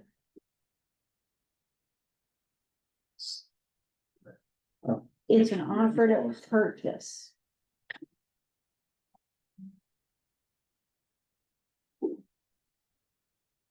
At one time, I don't know if it still does, it actually wrapped around the church parking lot. Does a little bit right here. Kind of. Unless that one got split off at one point. Yeah, kind of had that. So did they approach the village about buying it? But they like the price, I'll ask if you're good for sale or if he's not buying it. But that's in the village one, but I mean, I don't know what we would do with that. Donate it to the village. So then I would ask the rhetorical question, what would the village do with it? We'd probably make a Try to sell it. Yeah. Hard. I hope to find a nice easement over to Glen Park. But it did happen that way. Yeah, it's quite a ways off. Well, so is Arcadia, and I hope there'd be an easement from Great Arcadia too. All Well, I right, mean, what? there's no action we need to take on it, cause it's just correspondence. Did they list a price? I believe the ask was 300,000. You had told me that. That's, first. now we're talking way. Okay. Next. Yeah, that's Wayne, that's all you. it. Well, you're just fine. Yeah, right. Okay, so now we're back to public comment. I don't know what happened with Zoom. There's something weird happened. It just like said, That happened to me during, I gotta look into that. That's not supposed to do that. Okay, But that anyway, happened to me during a meeting also where I lost it yeah, and then I had to reconnect to that's it. very odd. So I apologize. Well, Zoom is- Nobody Zoom is reconnected. internet. Zoom is a courtesy, not a requirement. Yes. It's happened in the trails. I hadn't had that particular message come up about 40 minutes. It seems like maybe, anyway. Well, you had a I'll look into message. it. Did we have any public comment? I'll comment with, do you have any questions first? For the village? I would just like to know, on this whole trail thing, I think the collaboration's excellent. I think, the joint committee has gotten to a good spot, but I mean, is there any ability for the village to pitch in any matching funds? Cause you're gonna get a bunch of sidewalks out of that. I think that's something we need to figure out. At the moment. Property owners that I know in the bill and the board members that I know feel like we are in the township and we actually pay taxes in the township, so I feel like our funds are being used, our tax dollars are being utilized through the township. So far, that's where it sits. So Wayne, my counter to that would be villages are separate and distinct local units of government, and yes, you do pay for a bunch of township services. You pay for my time, you pay for assessor, you pay for the, elections, pay for planning and, well, not planning and zoning, because you have that. But within your village limits, your roads and your sidewalks are your responsibility. They're not the township's responsibility. So that's that's just how it is. That's how the state law is set up. So I think there needs to be some skin in the game from the village on this from a match standpoint. It shouldn't all be townships. So none of the road that you're building this trail on is owned by the village, it's all an M22, Right, correct. But if there's sidewalk component to that also an M22 road right away. in the right of way, but MDOT doesn't necessarily pay for sidewalks except out in a grant situation. I'm just explaining to you where, Well, What I respectfully disagree that there isn't some village ability or, I mean, how did those sidewalks get put in originally? MDOT didn't put those in. I don't know. But Yeah, so that was a village thing. So again, the benefit to the village out of this is it's not just a bike trail, there's a sidewalk component, which TAP grants can fund. I get that, but, and, you know, township and village residents alike benefit from that because they get a walk on it. But in terms of whose responsibility sidewalks are within the village, that's the village's responsibility, not the township's. And currently, they're telling us that we can repair or replace sidewalks. You know, but like starting about 8 Mile, all the way through the curved area on the north side of the road. Right. Which is, that's a bunch. Right, and that's what's driving the $5 million price tag. So if you end up just doing the bike trail and you don't do any sidewalks, that drives that price down a whole lot and potentially drives the match down a whole lot. So that's my point. And I wanna see sidewalks in the village as bad as anybody. I think they should have been done a long time ago. So I'm not saying that, I'm just saying, I think that it would be a good faith effort and it would really help with the grant applications if there could be some match out of the village. So that's my ask. I won't argue with you about it, obviously. Yeah.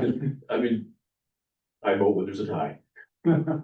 Right. Okay, so that's where it stands at this point. Not saying it wouldn't be different. I mean, and I haven't 100% advertised my serious interest in Glen Park, but I do have some serious interest in Glen Park. And cooperation on 2 different projects might make that easier. I don't know. I don't know how to present it yet because I'm not ready to present it and I haven't gotten that far. I'm still trying to get through the sewer project at the moment. And that's a challenge. Has Mr. Gazan talked to you about sewer recently, since our last planning commission meeting, like Dave was mentioning? I don't know if you were here for that or not. No. Okay. I'll leave it at no, I guess. Okay. There's. The first time he called me to meet was in May and we were gonna meet in June when he got down and that never happened. And he's called Dave 4 other times for 3 minutes notice to meet and either Dave nor I were available at the time or something. So it. I don't mean this to be critical, but at this point it must not be a priority to Mr. Gazan. And when it is, then he will find us.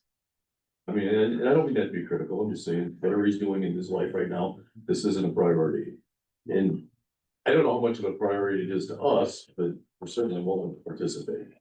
Could you give me a 5-minute eye view of what the current sewer problem is and what the current sewer project is? The biggest sewer problem is I&I, which means infiltration of water into spots that we pump too much fresh water. And the current project is to work on apportioning it as much as we can. The amount that we are working on is less than what was identified because it took so long to put the whole thing together that prices changed. I mean, we started this around So you're COVID. gonna be doing like cured in place lining, is that what the? Yeah, project is? well, each one will probably be different depending on what it requires. Okay, And then the main portion of the project is we're running a new line from by Dare's Pond, that pump station, all the way up to the lagoons. okay. So what's wrong with that Then you- line? It's just old and worn. We actually had one burst there. So it's going from where to where? Again, Dare's Pond, which one is that? corner of Millard and I guess called Brant Street. Yeah. Okay, so that pump station with on the 90 with the white fence all around it where you were Yeah. at, okay, from Yeah, that there goes up all to the the way lagoons. up to that line of the lagoons, okay. Yes. I thought you meant from the lagoons to the irrigation field, that's No, fairly new. no. Okay, I got you. So that is in a nutshell, the majority of the project. That is all the project. And is the I&I is causing your ponds to get filled up quicker than they should Yes. because there's so And- much. And Was it like just rainwater? or- rainwater, if it gets in the manholes that are not sealed properly, or leaks, like where the people connected from their house to Footing the drains. line. You know, Oh, from their unit. Has that gone down since the water levels have dropped? Typically, that's what Yeah. happens. Yeah, that made a difference when the water was way up. We certainly had some of that. And there's probably some of our lines, you know, the Bell and Hub, maybe the rubber gasket is broke or something. There's any number of Undoubtedly, things. yeah, stuff happens in the ground. Yeah, and that's no a- doubt somebody's actually dug into them and hit them or something and forgot to mention it or something like that, you know, there's. So, It's so one of 50 years the, old. one of the things that I've never been clear on is that, because of that I problem, that are you guys having capacity issues then? Yes, Okay, so can you quantify that, or what is the state telling you about the capacity, or what is that? What is there's no that? way to measure it exactly. Okay, All we can do is identify when it's happening. And we've done things like smoke tests, and the smoke tests are usually identify people putting fresh water in. Like if somebody had a garage drain that was going into the sewer system. Like their eaves trough comes off their house. Right. Oh. so what they do is the plumbers put in a P-trap and then smoke tests don't work, Right. but. Yeah, and without being accusational, I know that the apartments had water coming all across the sidewalk for a while. I don't know how people noticed it, but it was forming a lot of iron fungus, which is slippery. So the guy happened to call me. I didn't know who it was, but before we researched who he was, he called me to lower his sewer bill. I said, well, no, you won't be able to do that. And by the way, it's gonna go up. And since I'm talking to you, it appears to me that your artesian well is going across the sidewalk into the storm sewer. Fine, that's going in the storm sewer, but we don't want it going across the sidewalk. Can you do something about it? Well, he fixed it really fast. And I don't know if I'm asking how to get into the storm sewer, to go underground or any of that. So my suspicion is that things like that, like I said, I'm not trying to accuse him or anything, but situations like that could easily be fixed inside your house by stuffing that into the sanitary sewer. Sure, that happens all the time. So it's, you know, it's happening somewhere and we don't. And people sometimes might not even think it's a big deal. Right. Right, No, some it's people not. know they shouldn't do it, some people know they shouldn't do it. Right. So All when, they know is the water's gone. what is your average daily flow roughly? Oh, I don't know the numbers. Okay, so my question, so let's take the 10-acre parcel that the Nallies are finished, so let's say I bought that and I wanted to put in, 15 houses on it, assuming that was allowed by zoning, I don't know if it is or isn't, but let's just assume it is, 15 houses. And that's gonna create, let's say it's an average of 3,000 gallons per day times, or 3,000 gallons per month times 15 houses, that's 45,000 gallons a month. We'd be obligated to hook you up somehow. Okay, And then, but you're not obligated to hook up somebody who's not in the village, not necessarily. okay? There is a law that says if you're within so many feet or something like Correct. that, But that that's. you're supposed to hook up. But that is notwithstanding your capacity issues, you just have to deal with it. We would have to basically. deal with it. But because the inn's expected volume, I don't know what that is, was maybe higher than what you would like, and it was optional, that's where the village can say, yeah, no, we can't hook you up because we have capacity issues, or how does that work? We probably have to say that unless there was a way to address the capacity issue. And that's why I was wondering if you guys had quantified, that's where I'm trying to get at, has that been quantified yet, as to what that looks like, or what the problem is? I'm gonna doubt that we could, even if we could quantify it, the amount of water that we're getting by infiltration would probably not take care of. If we fix it all, we'll probably not take care of where it's pointed. So your That's speculation. your lagoons are like 90% capacity right now, or, I mean, what have the engineers told you? Well, we have more space to make lagoons if we would have to. But the ones that you have without having to build them. I don't know the exact percentage of that. To be Okay, honest with you, Roger runs that way more than I do. okay, so if I had specific and I deal with this at the city, so Right. I mean, like, very intimate with that, so I'm just curious. So maybe I'll just talk to Roger, maybe he's got some information on that. It's only my opinion that we're conservative about what our capacity is. Okay. Have you guys had any NPDES violations with the state? Best of my knowledge, we've never had violation. Okay.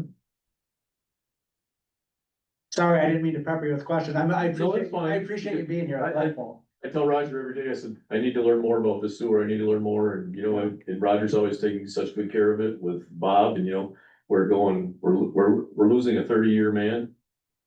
And we just lost the man that was supposed to take his place. So tonight, maybe we'll be talking about hiring another man, you know, and this changing men every year is not gonna be good. And I'm at the point now where I have no village maintenance guy, with the exception of Bob does help us with the sewer. But I don't call for anything else. If I get another issue, I call us up.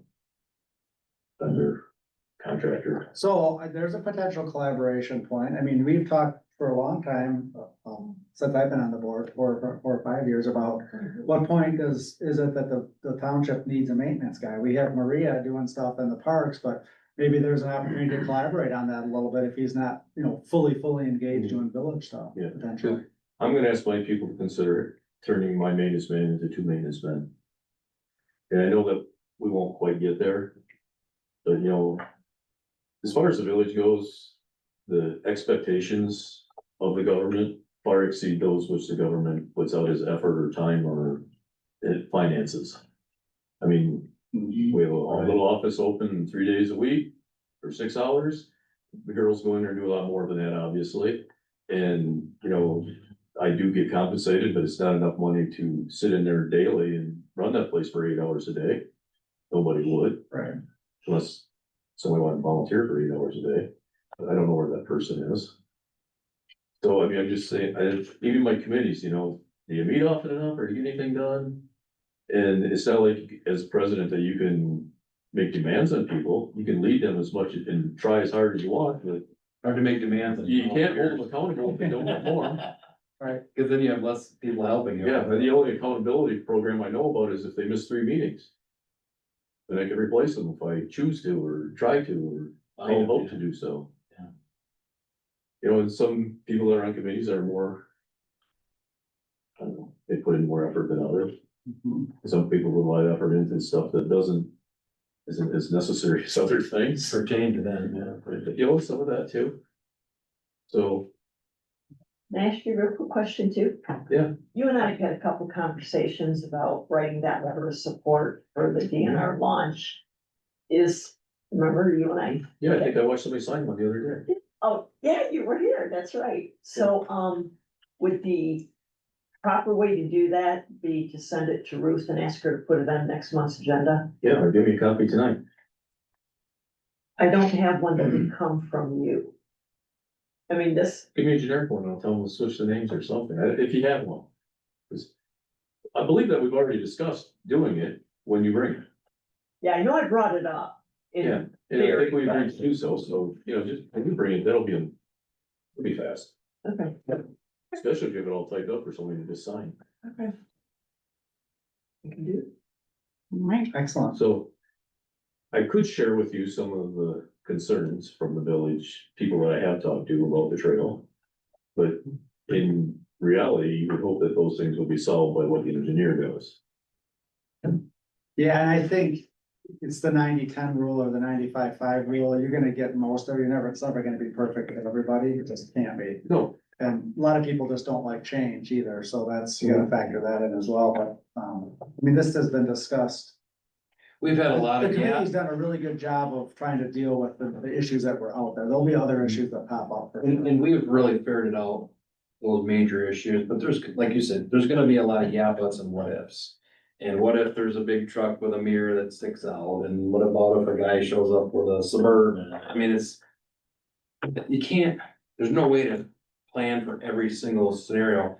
And again, the town is really busy roughly 3 months out of the year. So, when you start thinking about that, it's like, okay, a lot of times you go through town and there might not be anybody parked here. Then there's other times you go and, yeah, there's a few people parked. So, I know parking was a huge issue. We figured that one out. Speed of traffic was another one. Figured that out. It's gonna help with that. Yeah. And then the other one was, a lot of people were very, very interested. Extremely interested in fixing the sidewalks in town. So we got those all knocked out. And then we start getting, what about the mirror? What about it's like, at some point you just gotta call timeout. Go work it off the pot. We gotta find out if we won't even do this. And then again, some of my apprehensions, I just know about like the concerns of wetlands around. There's wetlands everywhere we go. So that's something that the engineers are gonna tell us, well, good luck with this. We're not gonna do it. You know what I mean? And a lot of hand wringing and pearl clutching until we can find out. And we've had enough of that, I think, my humble opinion. I, since the start, I started actually watching traffic and watching things. Yeah. I got behind the counter truck the other day. I will tell you, the belly blade on a plow is exactly as wide as a lane is right now. And if they get going straight down the lane, once in a while, so you can notice that. Right. It's a big truck, I'm sure it's hard, but, and then, if you see a train come by, if you're at the far center and they're coming from the north to the south, heads up. Because you don't wanna be in the way. Even tonight, it took me 8 cars, one of them was way past the door opening lane. It just, you know, and probably everybody knows the far center's actually been hit a couple of times. Yeah. So it makes me nervous, it's a nervous thing. But the problem though, Wayne, is I can ride my bike right down the middle of 22 lane right now. State law allows it. Oh, yeah, So this is gonna be safer. I mean, at some point, you could argue, I don't need a bike trail through Onekama because the bikers have they have every right to the road as well. We're just trying to make it better for bikers, and it's not like there's a ton of bikers. Yeah. And, Well, and, so and non-motorized pedestrians, and people with stroller. yeah, I haven't ridden my bike in a while, and I hope to do so again Yeah. a lot more, but when I'm on a bike and I'm on the road, I remind myself I can be dead right, just like I can be dead wrong. And I don't want the battle with a car. That's You why don't know, that's why my you license is big tires and I go in the woods. Yeah. Yeah. So I guess that's all I have on the village. Thank you for coming. Thank you. Yeah, appreciate it. I was almost invited. I do have one other. Somebody called and said, are you going to my meeting tonight?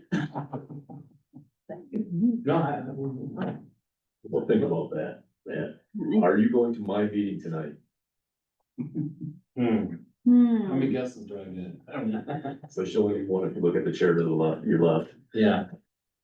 All right, any other public comments? I just do have one comment, and I just wanna say that. I hope, I'm not gonna relitigate, the Matthew related zoning board of appeals decision, that's done. But, after the fact, variances are not prohibited by law, so I think the, zoning board of appeals should study up on that a little bit, because there's I actually saw in the, report from the zoning administrator that there are other after the fact variances, at least one pending, so. There's a proper way to handle that legally. So I mean, if that was the case, there was no point in even having the hearing, right, so. That's interesting. If you've got something on that, could send it to me. I'd like to take a look at that, because my thought is if they had applied for a variance on that property up front, they probably could have gotten one. Just because of the topography of the old stream bed. But it got out of order. No, yeah. But I'm curious, because that's not something that I thought was a routine thing that could be Well, done, the so- way that it's can be handled is the zoning board of appeals has to pretend that nothing has happened. I mean, they cannot give any weight to, the self-inflicted injury and boy, it sure is gonna be a hassle and so on and so forth. You just have to pretend you're starting fresh and basically, would you have approved? Yeah. Now, Brett Matthew, respected what he had to say. He was very honest, I think. But he basically just pled for mercy. I mean, he didn't make a proper case, unfortunately. Right. So, Well, I think it's just an unfortunate situation. I will say, we had discussions with Jody last week where they're going to change the zoning application, so it's very prominent. You can't miss it, big bold letters with the black around it, that you have to have the zoning person come out there ahead of time, but. To Dave Wallace's comments about we're considering text amendments, I personally think in any of these RR districts, if you have a 1 acre or smaller, lot, you have to have a survey. It should not be discretionary, period. the thing that was peculiar about What's that? I don't know why somebody wouldn't. Well, But we need to require it because the zoning administrators, as soon as somebody says. I understand, I'm just saying. Yeah, Upfront, I would would want do one, that. right. Absolutely. just on the. But not a cheap owner. correct. No, but the Matthew property, I went and looked, and I mean, the corners of what's generally considered to be the property line, I won't get into that. I mean, they were staked, it was clear as day. So, I mean, how that happened, why it happened, I don't know. Yep. So. But if you have some information, I'd be curious if you could send that to me, and I can look at it, because that's interesting. Yeah. But didn't you say that something about is if it's, the variance cannot be granted if it's a caused by. Self-caused. Well, that's generally the rule, Yeah. but he's saying It there is may the- be a way to, Oh, so, there may be an option to do this after the fact variance that's legal, and I've not ever heard of that, so I'm curious. Interesting. Because again, I do believe that if that property owner had come Yeah. and did the proper case to make the case for a variance, they might very well have been granted one. But that didn't happen that way, so. Right, yeah, the card was on from. Well, like I said, they may have reached the right legal conclusion, not for the reason I would have, but in any case. But it's done, so the foundation is 7 feet further back, hurrah. What a huge, cause it went in, then it came out, and it's back, 3 times. Well, thank you, I'm done. Got nothing about it. Is there any other business to properly come before the board? Seeing none, we are adjourned.